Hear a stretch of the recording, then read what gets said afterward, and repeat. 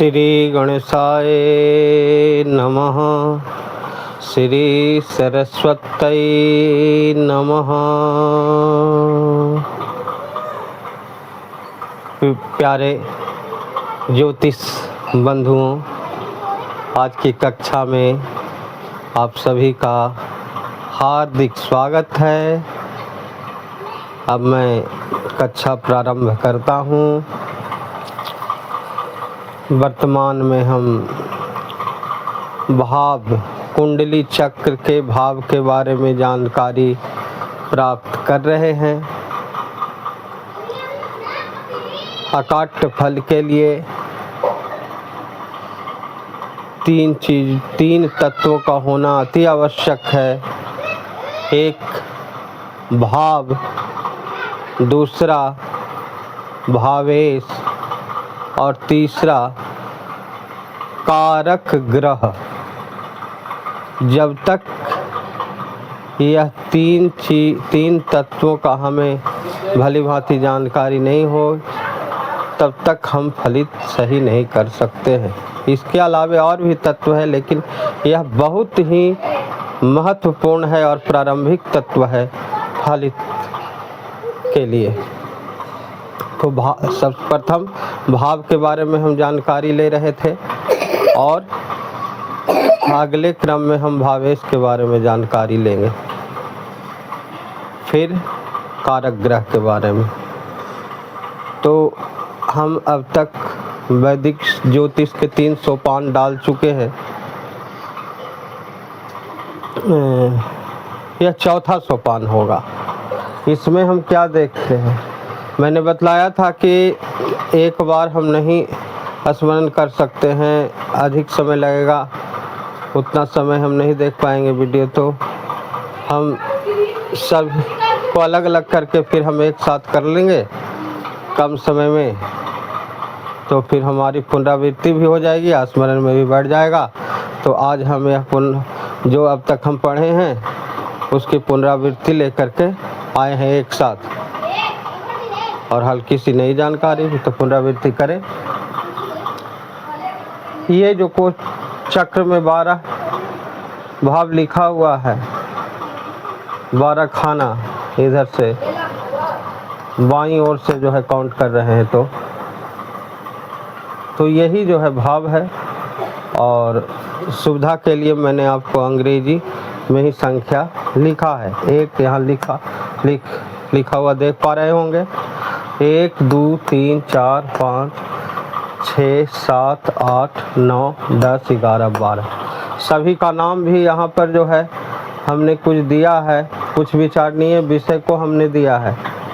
चूँकि स्थान बहुत कम है तो सारे विषय को यहाँ लिख पाना भी संभव नहीं है, इसलिए जो महत्वपूर्ण इस भावों के द्वारा विचारणीय हैं उन्हीं का नाम यहाँ मैंने लिखा है। जैसे सबसे पहला लग्न है, इससे तन अर्थात शरीर के बारे में, रंग रूप वेशभूषा के बारे में विचार किया जाता है, लग्न है, केंद्र है। फिर दूसरा भाव जो है यह मारक भाव भी कहलाता है, और वाणी पनफर भी। इससे जो है धन के बारे में विचार होता है, कुटुंब के बारे में विचार होता है, और वाणी के बारे में विचार होता है। फिर तीसरा जो है यह सहज भाव है, इसको भ्रातृ भाव भी कहते हैं।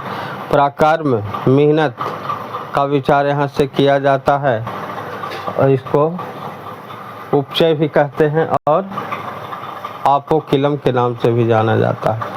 चौथे भाव में हम चलते हैं, इस केंद्र के नाम से जाना जाता है। इससे पाताल का विचार होता है, अर्धरात्रि का विचार होता है, और सुख मातृ भवन का विचार। भवन हम लिख नहीं पाए जगह के कारण। इन सब का विचार जो है चतुर्थ भाव से किया जाता है। और पंचम भाव जो है वह त्रिकोण के नाम से जाना जाता है, और साथ ही पणफर के नाम से। और 2 महत्वपूर्ण विचारणीय विषय इसका विद्या और संतान है। इसके अलावा और भी है, लेकिन जितना जगह था उतना मैंने लिखा है। फिर बाद में श्लोक का जब मैं अर्थ बतलाऊंगा, स्पष्टीकरण करूंगा, तो उसमें सभी को बतला दूंगा। और छठा है उपचय और आपोकिलम भाव, इसको कहते हैं। इसका दो मुख्य विषय है, एक रोग और भाव। त्रिक नाम से भी इसे जाना जाता है। रोग और शत्रु का विचार जो है छठे भाव से किया जाता है। अब सप्तम भाव पर आ गए। सप्तम भाव बहुत महत्वपूर्ण जो है विषय, इसको मारक भाव भी कहा जाता है, केंद्र भी कहा जाता है। सूर्यास्त, ऊपर सूर्योदय है, यहाँ सातवां सूर्यास्त। सूर्यास्त का विचार जो है इससे किया जाता है। और दाम्पत्य का, जीवन का विचार इससे किया जाता है। पत्नी के संबंध में इससे विचार किया जाता है। अब हम अष्टम भाव पर चलें तो अष्टम भाव क्या है? इसको मारक भाव भी कहते हैं। आयु की और मृत्यु की अष्टम भाव से विचार किया जाता है। पर्णफल और त्रिक भाव भी इसे कहा जाता है। फिर नवम भाव पर आए, यह जो है धर्म और भाग्य के विचार करने वाले भाव हैं। दो महत्वपूर्ण, धर्म और भाग्य। इसकी नाम की बात करें तो यह त्रिकोण और त्रिकोण के नाम से जाना जाता है और आपोकिलम के नाम से। अब जो है दशम है केंद्र उपचय राज्य कर्म पिता आकाश। यह सबसे बली केंद्र है दशम भाव। इससे उपचय राज कर्म और पिता आकाश दोपहर इसको जाना जाता है। 11 उपचय पनफर इसका नाम है, इसका विचारणीय विषय आय और लाभ है।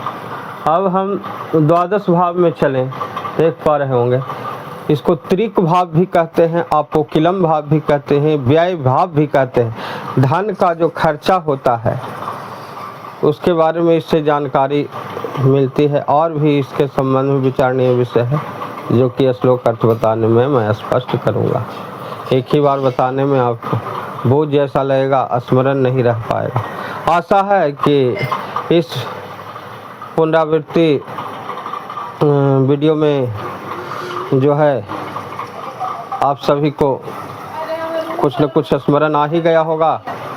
एक या दो बार और सभी को देखिएगा तो पूर्णतः स्मरण हो जाएगा। इसीलिए हम कभी समय का वीडियो बना रहा हूँ।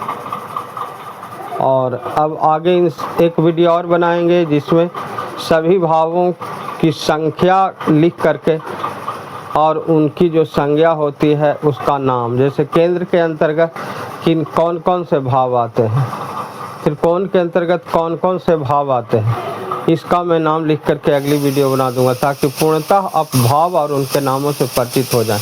जब भाव से हम परिचित हो जाएंगे फिर विचारणीय विषय से संख्या लिख करके और उनका विचारणीय विषय का नाम, तो यह बहुत महत्वपूर्ण काम हम कर लेंगे। 3 तत्व को जानना है, भाव, भावेश और कारक ग्रह। तो ठीक है, आपका दिन शुभ हो। धन्यवाद। फिर मिलते हैं अगले वीडियो में।